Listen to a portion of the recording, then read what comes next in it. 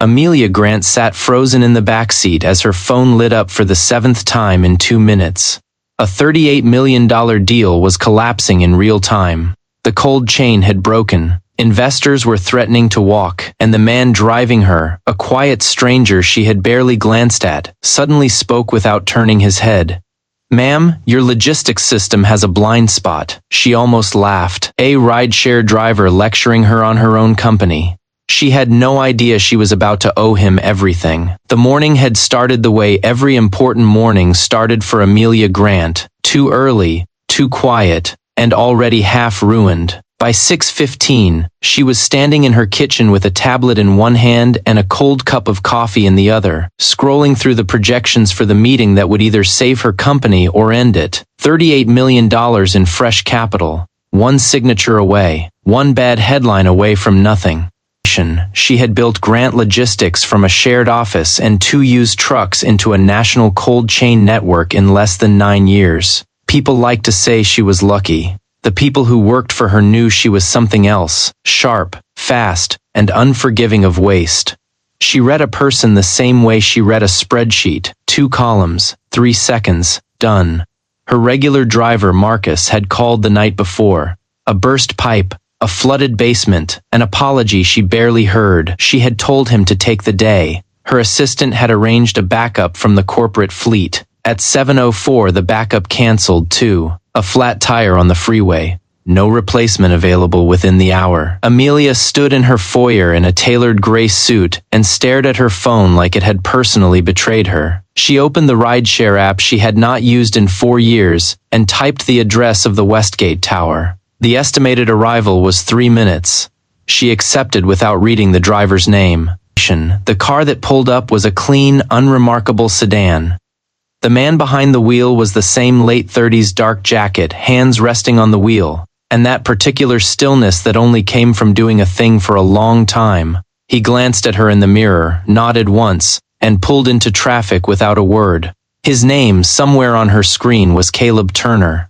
She did not look at it. She opened her laptop on her knees and began rereading the deck. The investor was Richard Hale, a Boston man with old money and newer patience problems. He had agreed to the terms in principle. The signing was at 9 o'clock. Everything depended on the live data dashboard. Her team would project real-time temperature logs across every shipment and transit, proof that her network was the cleanest in the country. A few minutes into the ride, the driver spoke. His voice was low and even almost careful. "Your dashboard, the one on the screen, is that the live feed from the trucks or a refreshed snapshot?"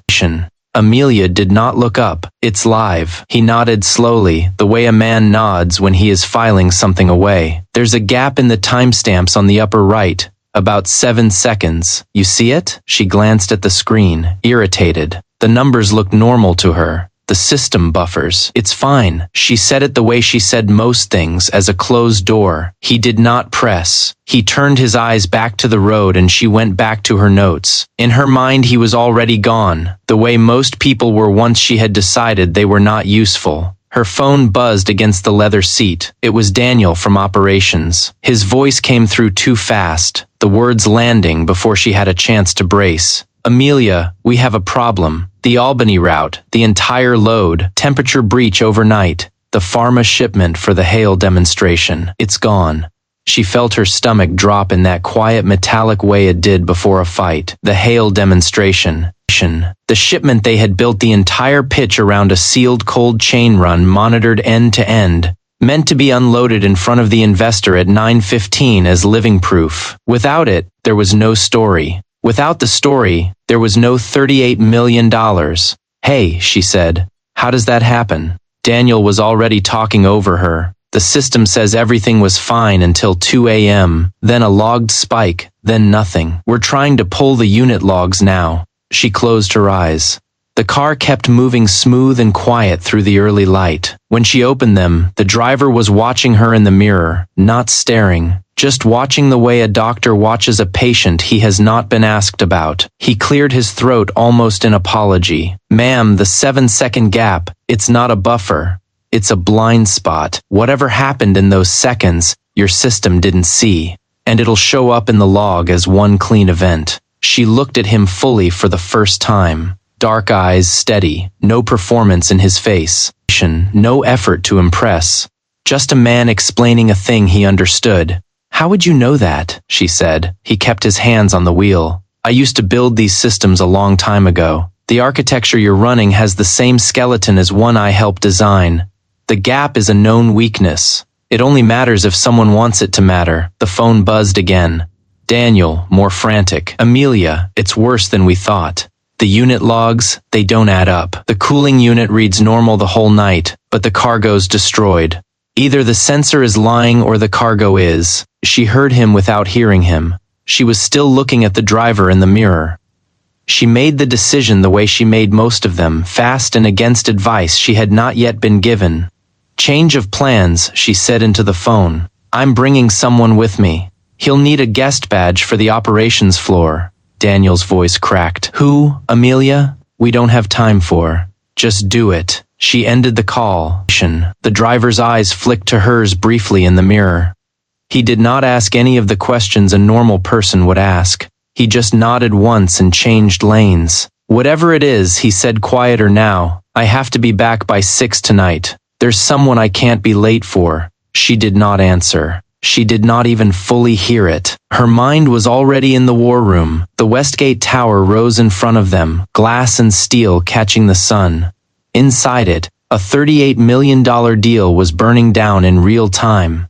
And the only person who seemed to understand why was the stranger she had nearly told to be quiet. The Westgate Tower swallowed them in glass and silence. Amelia walked through the lobby at half a run, her phone pressed to her ear. Caleb, 3 steps behind her, with the visitor badge Daniel had thrown together in less than 4 minutes. Security looked at him twice. They did not look at her at all. By the time the elevator doors closed on the operations floor, she had already given the order she would later question for years. Full data access, read only.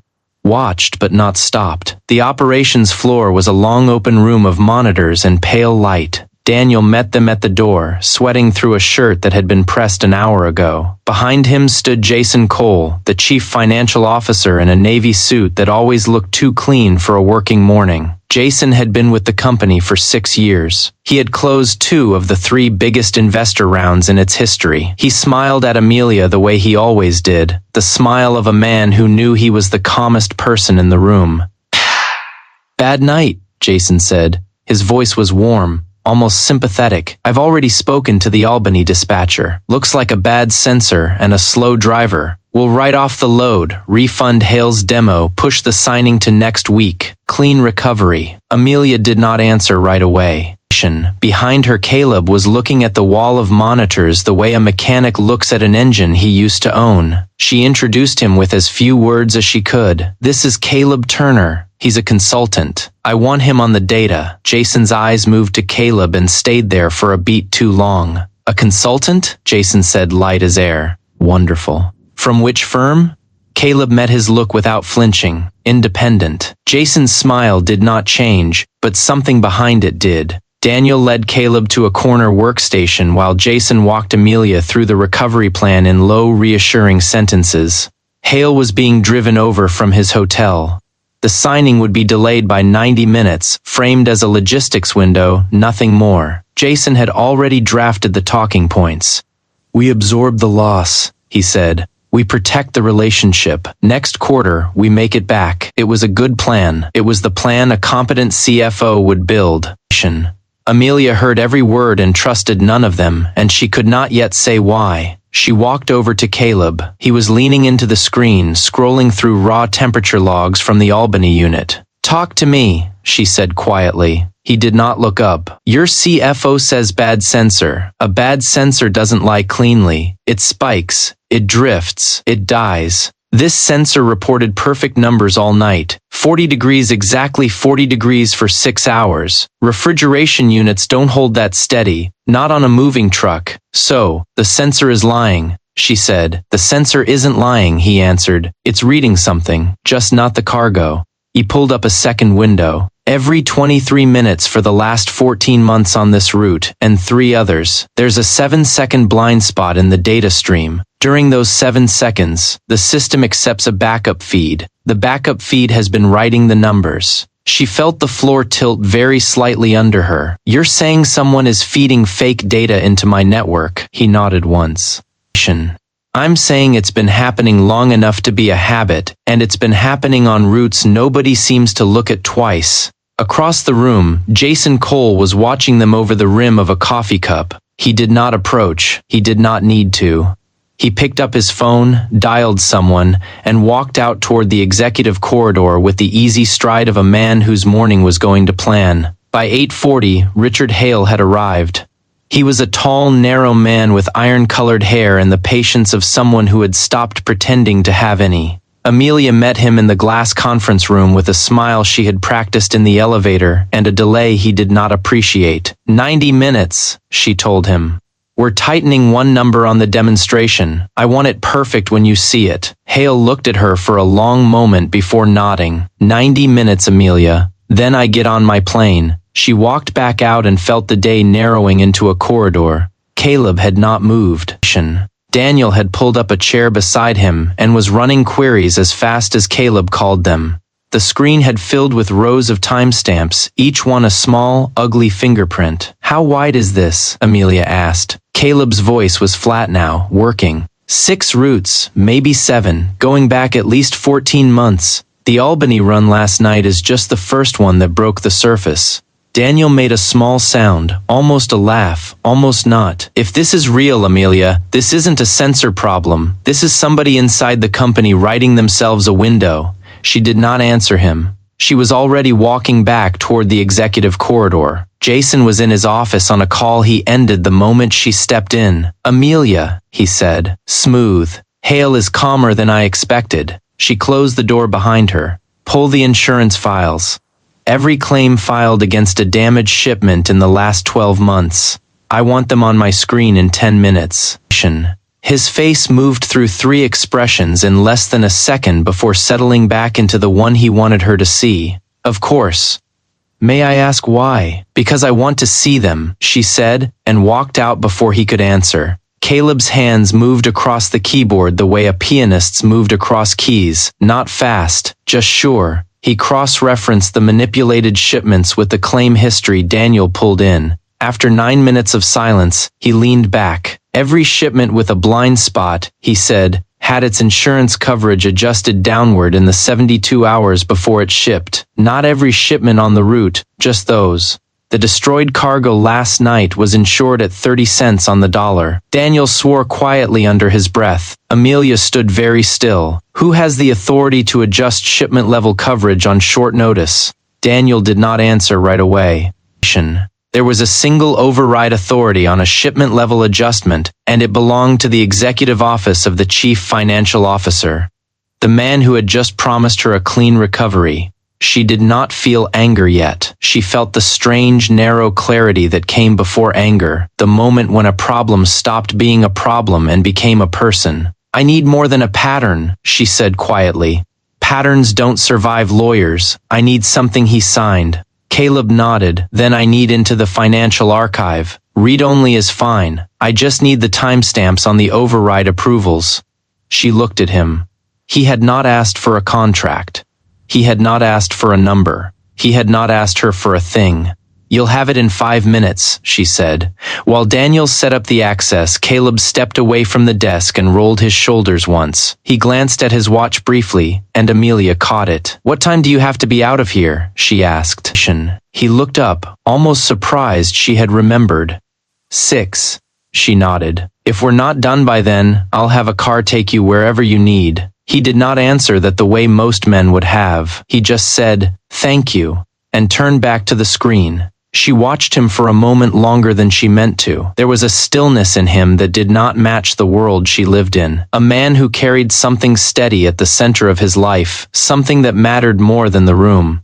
She had spent a decade calling people like that small. Standing here with her company collapsing in a slow circle around her, she was no longer sure she had been right. The financial archive opened. Caleb worked into it for 9 minutes. When he turned the screen toward her, the override log was sorted by approver, and one column repeated like a heartbeat down the page. Jason Cole, Jason Cole, Jason Cole. 62 times in 14 months.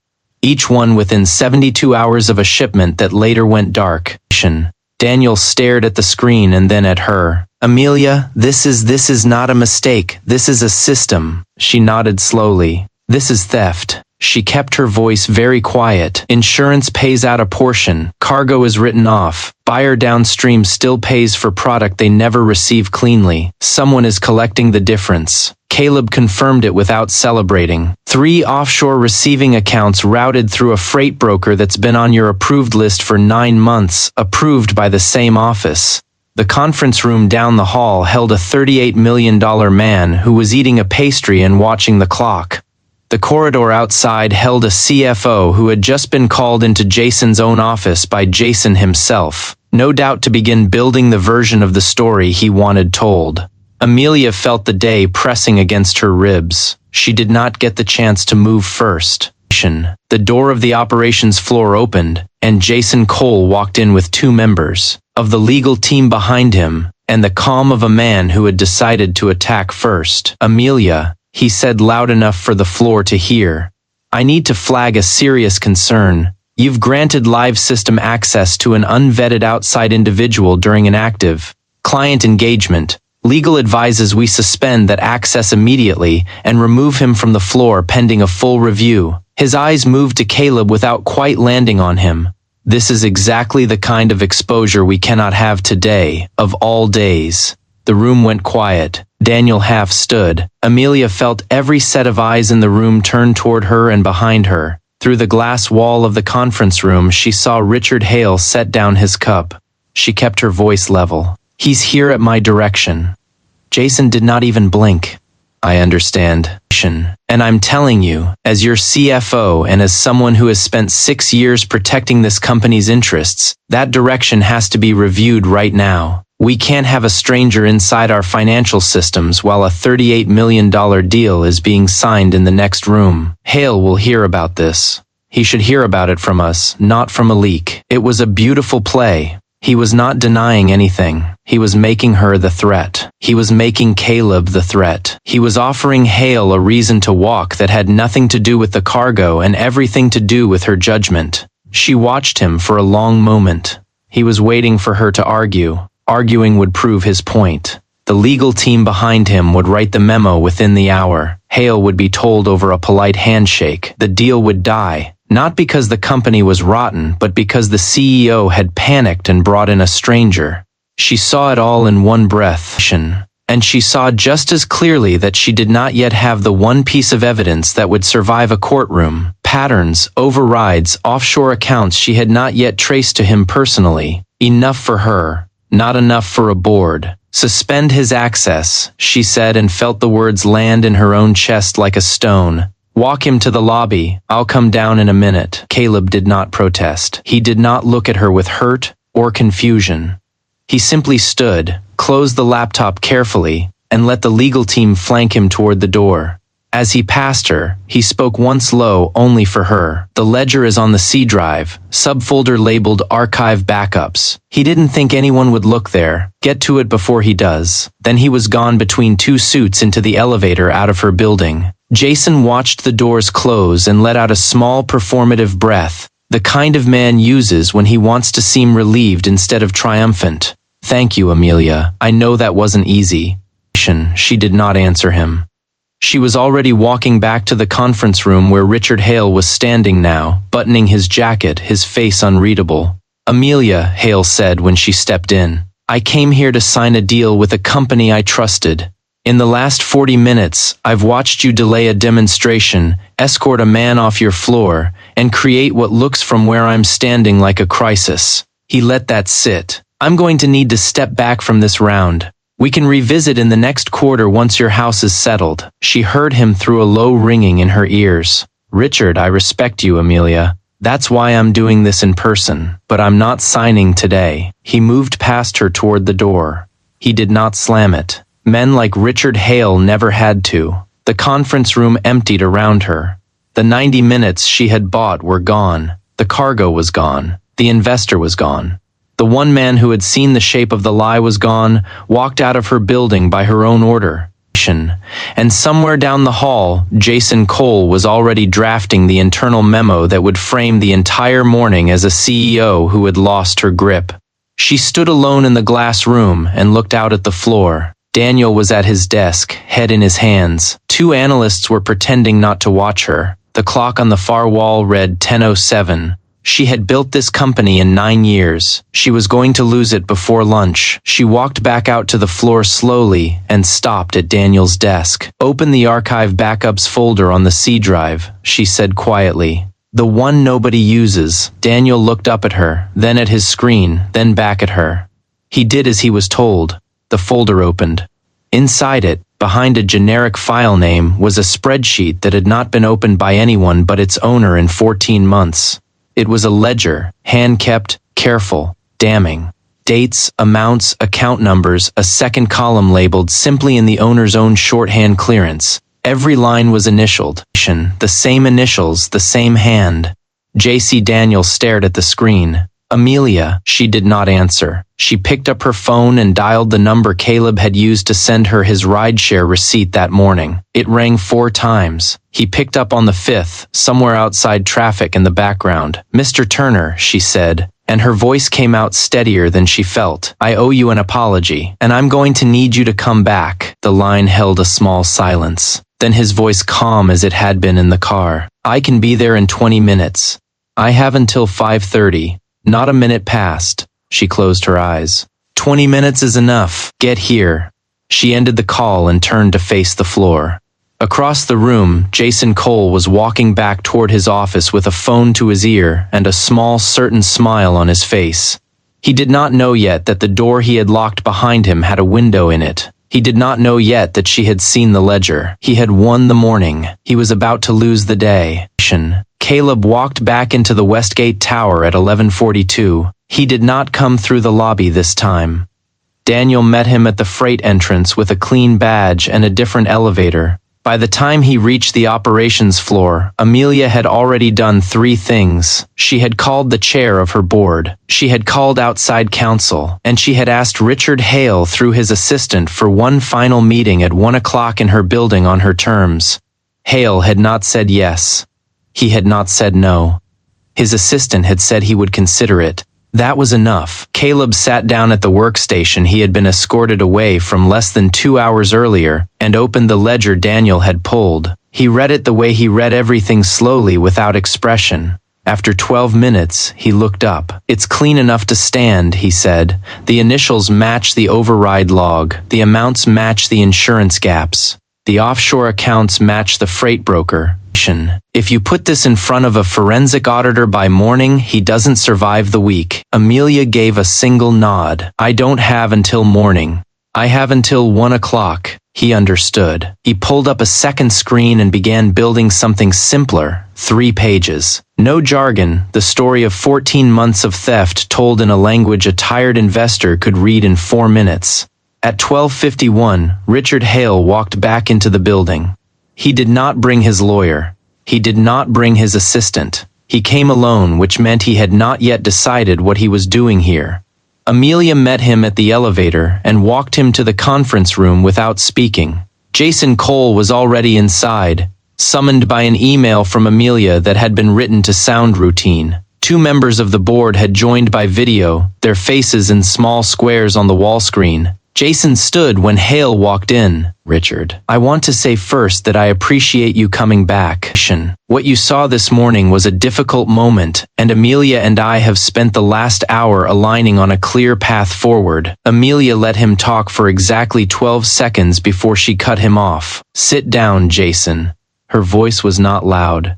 It was the voice she used when a number on a spreadsheet was wrong, and she had stopped being interested in why. Jason sat. Hale watched. The 2 board members on the screen leaned slightly closer to their cameras. "Richard," Amelia said, "this morning, I asked you for 90 minutes. You gave them to me. I used them badly. I'm going to use the next 15 minutes better." She slid the 3-page summary across the table. "Before you decide anything about this company, I'd like you to know what's actually been happening inside it." Hale read.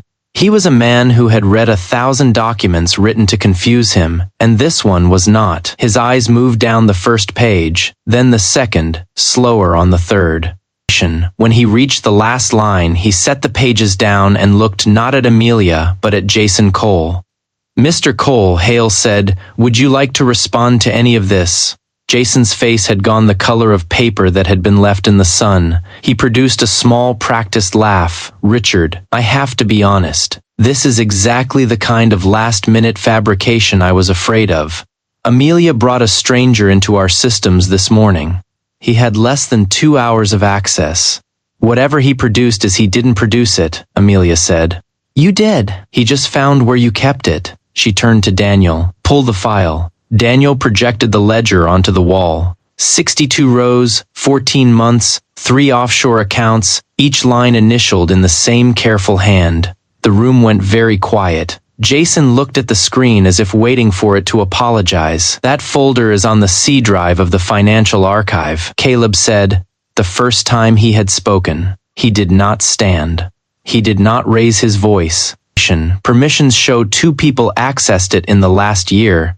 The account that created it and the account that opened it this morning at 10:14 after Amelia's CEO instruction by an analyst named Daniel Whitaker. "The creating account is yours, Mr. Cole. Your badge logged into that workstation 41 times in the last 14 months, always between 7 and 7:30 in the evening when the floor was empty." Jason opened his mouth. Nothing came out. He tried again. Those entries are not. That's a working file. It's a draft. It's not. It's signed," Amelia said. 62 times. "By you." The smaller of the 2 board members on the screen, a woman named Patricia Boone, spoke quietly. Jason, step out of the room. Don't take your laptop. Don't take your phone. Building security will meet you in the hall." He stood up the way a man stands up when his legs have stopped belonging to him. He looked at no one. He walked out and the door closed behind him, and the room held its breath until they heard the elevator chime. Richard Hale held still for a long moment. Then he picked up the 3 pages again, folded them once, and slid them into his inside pocket. "Amelia," he said, "I have invested in 14 companies in my life. 10 of them had something rotten in them. Of those 10, 2 found it before I did. You're the second." He stood. "I'll have my office send the revised terms by end of business. The number stays at 38. He walked to the door, then turned. "The man at the back of the room, the consultant, who is he?" Amelia looked at Caleb. Caleb did not look up from the screen. "He's the reason there's still a company to invest in," she said. Hale gave a single nod and left.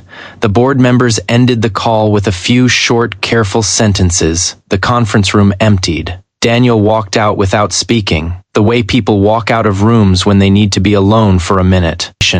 Amelia and Caleb were left in the long quiet of a deal that had almost died, and a company that had almost been hollowed out from inside.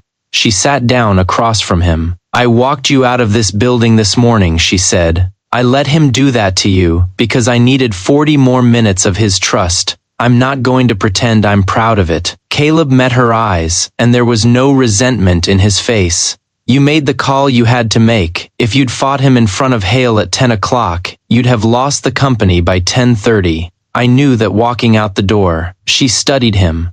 "Who are you, really?" He almost smiled. "I built systems like yours for 12 years. I was good at it. I had a partner who wasn't honest, and when it came apart, my name was on the paperwork. His wasn't. I spent 2 years cleaning it up legally, and another 4 staying away from anything that looked like an office. Driving was quiet. Driving let me be where I needed to be in the evenings. You're 6.00, she said.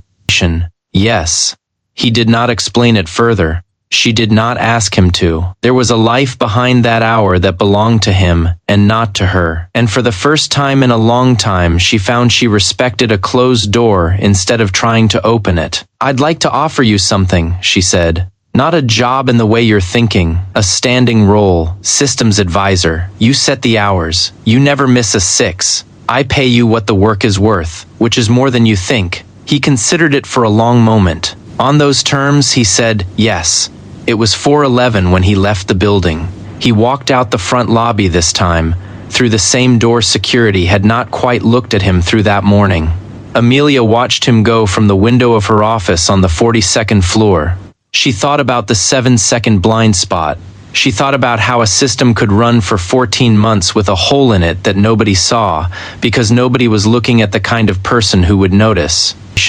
She thought about how she had almost told him to be quiet in the car. The 38 million arrived in the company's account 3 days later. The internal investigation into Jason Cole opened the same week and would run for 9 months. The cold chain network was rebuilt around the gap Caleb had named, and the gap stopped being a gap. None of that was the thing she remembered later when people asked her how the company had survived that year. What she remembered was a quiet man in a clean sedan asking a question she had not bothered to answer, and the small, sharp lesson that had cost her almost everything to learn, that the most important person in a room is more often than anyone wants to admit, the one nobody is looking at.